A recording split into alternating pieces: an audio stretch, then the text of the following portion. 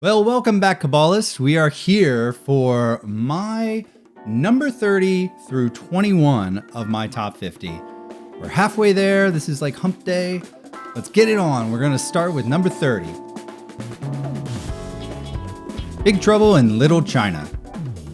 All right, coming in at 30 is a game that Jamie got, and I am so jealous that he has this game. It is Big Trouble in Little China.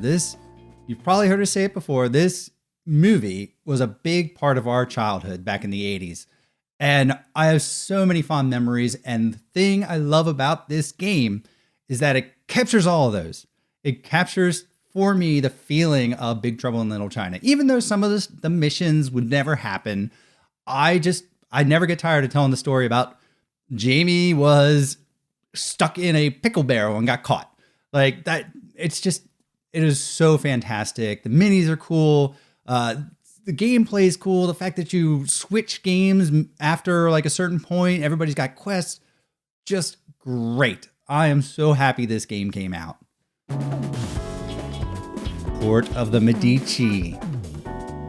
Now, I probably pronounced that wrong. Everybody pronounces it differently. Whatever. Don't care. This is a great two-player game. It's a great two-player filler game that you can break out and play in about 10 minutes or so, unless you're with really, really good players. And then it can take a lot longer.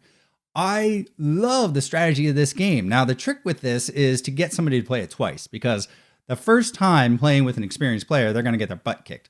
But after that, and they figure it out, it's a great back and forth of just trying to one-up your opponent and exploit their weaknesses and turn the tables at the right time. You're just holding your actions. Oh, it is a great card game, and I'm so glad. I never would have found it unless someone introduced me to it. And it's another one that just stays in my bag to take wherever I go. Dinosaur Island. Well, 28 is in contention, I will say, because I played Dinogenics. I think I like it more. And the reason this is not on here and Dinosaur Island is because I played Dinosaur Island a lot and I know I like it.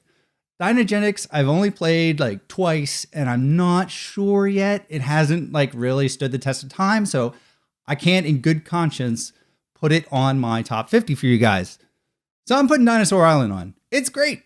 It is Jurassic Park, the board game, and you've got tons of dinosaurs out there that are just, you're genetically engineering them, you're building them, you got to feed them, I'll say eat your people, and you're attracting people to your parks. It really gave me the vibe of Jurassic Park until I played Dinogenics. So who knows? Next year, there's probably going to be a dinosaur game on my top 50. Who knows which one it's going to be? No idea. Room service. So this game was a surprise for me. I did not expect it to be on my top 50, but when I went through my collection of games I played, I kept coming back to this game. It has so many interesting mechanics, and it's a game where you would think, based on the theme of your witches going around and making potions and trying to spread your influence, essentially, the card play is so amazing. The card play in this is great. It has that social deduction aspect where you're trying to figure out what cards your opponent's going to play because you want to optimize your actions. I love that part of the game, and it looks nice. It's cute. It looks like a really cool game. I recommend this quite highly. It's much heavier than it looks, and I don't think it gets quite enough praise. So this is definitely coming back to the table. I'm making a commitment. It's coming to the table this year. Euphoria. Build a better dystopia.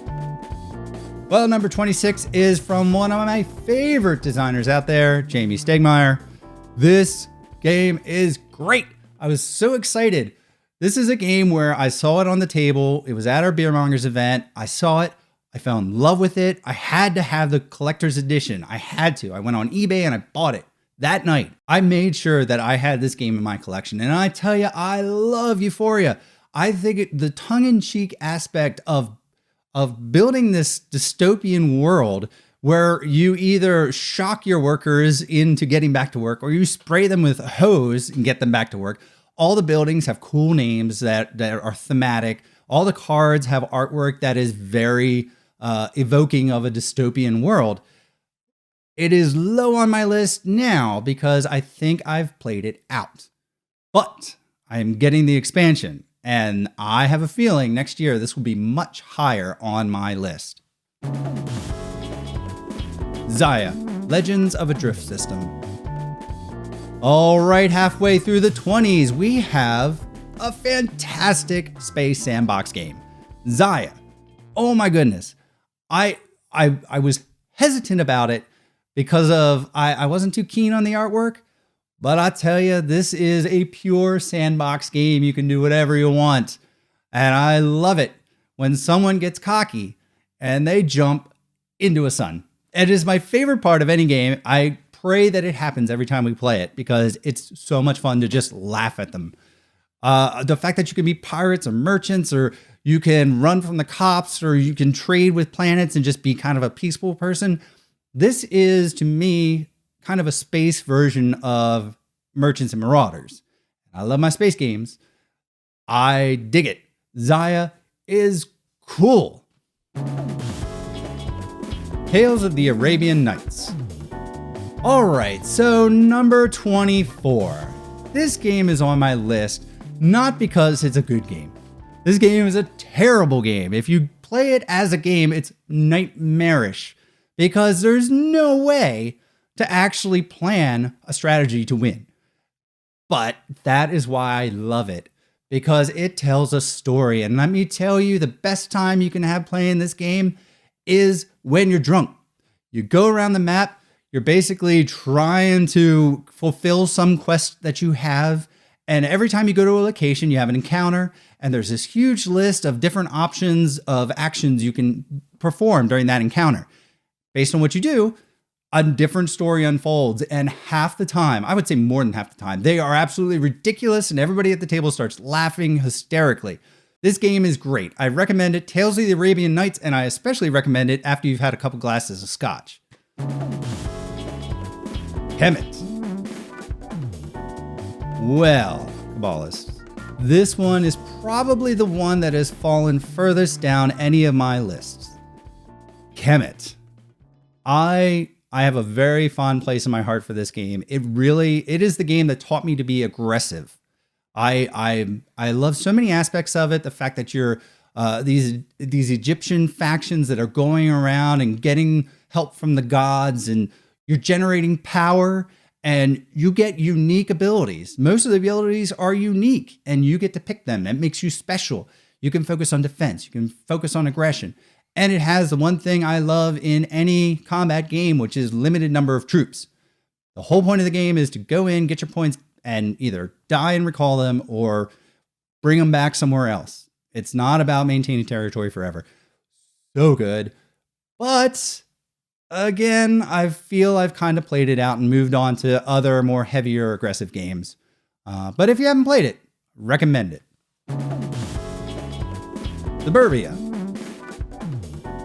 Well, folks, you have heard us talk about this game quite a bit. It's a city building game. It's a tile laying game. Jamie and I love those, like big SimCity fans. And this is SimCity, the board game, for me, because you're laying out this city. All the tiles interact with each other. You're spending money in a way that, you could spend the money on that great tile, but is it really worth it? And it kind of reminds me of Railways of the World in the sense that you got a time when you're going to really push the scoring, because if you push too early, you're going to run out of money. There's nothing you can do about it. So you got to really plan out how you're going to make that big end game push for points. Really good. I'm playing it on the iOS app now, which is really fantastic. But I did back the collector's edition, and I cannot wait to get it because I am putting this on the table and I'm going to force people to play it. Merlin. All right, Cabalists, the last one for today is Merlin. Oh my goodness. I thought this game was fantastic. It has a rondel where you're kind of blocking your opponents. It has territory control. It has set collection. It has unique powers for everybody. And it's a cool theme. It's a really cool theme. I mean, I get so excited to play this game. And I think, man, I'm saying this a lot today, but it's a game that gets lost in the mix of all the new stuff. So I think the next game day I'm going to bring it out and hopefully find someone to play it. But then again, everybody has their games they want to play on a game day. So I don't know, but it's on my radar, and I think it's one I'm going to just buy to have. Well, there you go, Cabalists. Those are my 20s.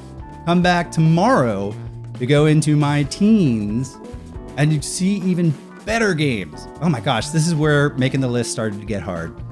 So I'll see you tomorrow. Good night. Thanks so much, everybody. If you've enjoyed this video, please do us a giant favor by subscribing to the channel and clicking that wacky bell icon. If you're into board games, miniatures games, role-playing games, we have a bunch of audio podcasts you might enjoy. You can find those at thesecretcabal.com or on iTunes and Stitcher.